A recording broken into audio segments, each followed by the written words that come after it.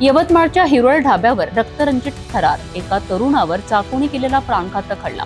ढाब्यावर वाद झाला आणि क्षणात चाकू चालला.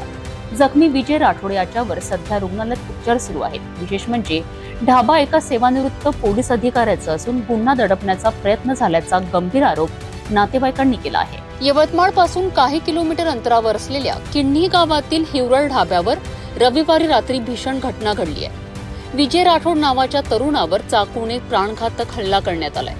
कामानिमित्त ढाब्यावर गेलेल्या विजयशी तिथेच उपस्थित असलेल्या व्यक्तीने वाद घातला आणि पाहता पाहता चाकूने वार केले.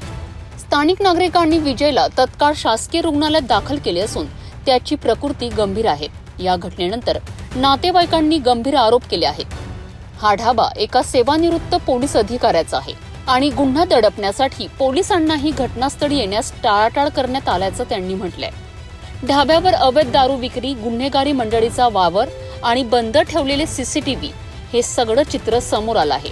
आता ग्रामीण पोलीस काय कारवाई करणार आणि या गंभीर प्रकाराची पारदर्शक चौकशी होणार का हे पाहणं गरजेचं ठरणार आहे.